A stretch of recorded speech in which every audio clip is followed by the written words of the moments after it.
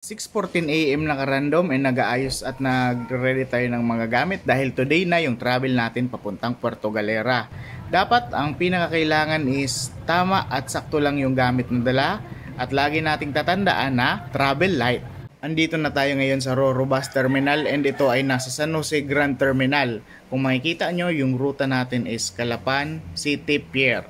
Sabi ng konduktor, aabuti ng 7 hours yung biyahe. Ang sabi dun sa schedule ay 8 AM yung alis pero 8:11 na kami nakaalis. Magiging mahaba ka-random ang biyahe natin from San Jose to Puerto Galera kaya't pwede ka magbaon ng pelikula or ano pa man na pagkakalibangan. Dahil first time ko na dadaan dito ng umaga, so nalibang na ako ng sightseeing. Kaya't nag-enjoy naman ako dun sa 7 hours na biyahe. Bus stop muna kami sa Rojas. Yan yung bus at kain muna kami. Doon tayo binaba sa upper right na daan which is 5. Ito is parte na ng Calapan and dahil cutting trip, kailangan nating mag-jeep papunta sa Puerto Galera. Share ko lang ka-random yung naging ruta namin dito sa Oriental Mindoro papunta dito sa Puerto Galera is hindi patag. So expect na kung babiyahe ka papunta dito, from San Jose is hindi ganun ka-flat yung travel mo. However, tingnan nyo naman yung view.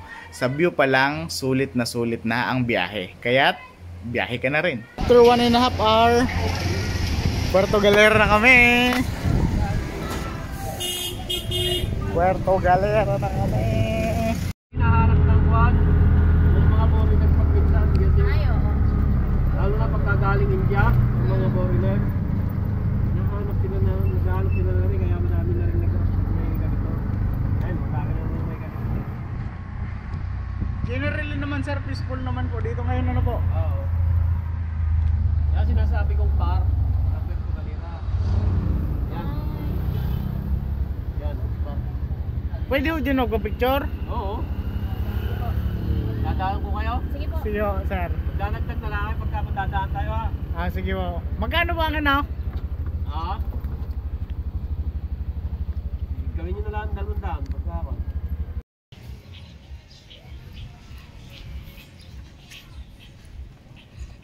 Dito ang unang spot natin.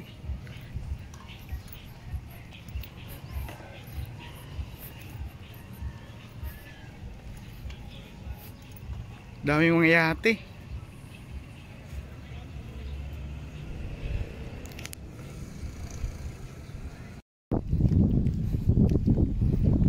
Ganda na ng tubig dito.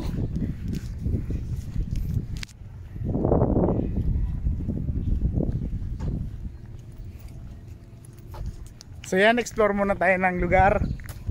Ganda dito. Ayan.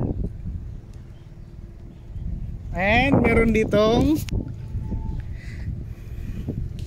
lumang barko pero sa tingin kong concrete siya, no? So yan. Yan, saan tayo pupunta? Sige po. Sa white. Punta kami na sa White Beach Resort. Galing dun sa Bay Area is inabot pa kami ng mga 16 minutes na travel time.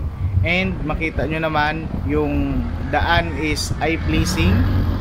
Rural yung setting ng lugar. Maraming kahoy, maraming puno.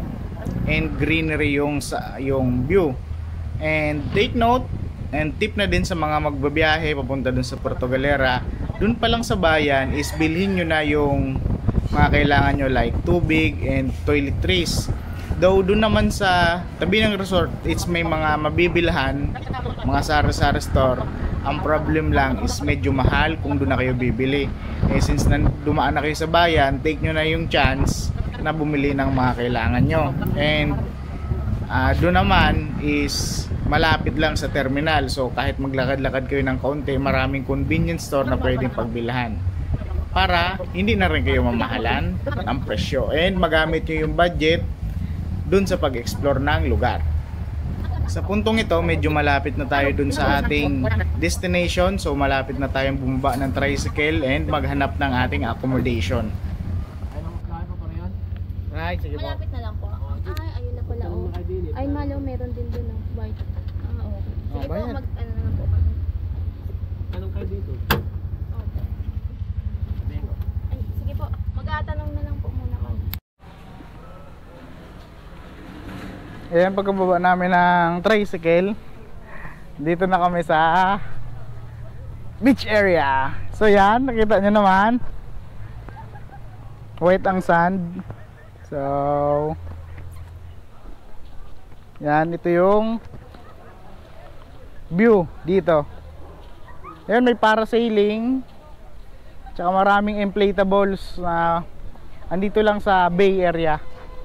So yan, nakikita nyo, simula doon hanggang dito, puting puti ang buhangin. So yan, nandun si Boss Madam, namumroblema siya sa accommodation namin, no? So tips sa mga pupunta dito, way ahead dapat may accommodation na. Tapos ito pala yung mga island tour, Long Beach.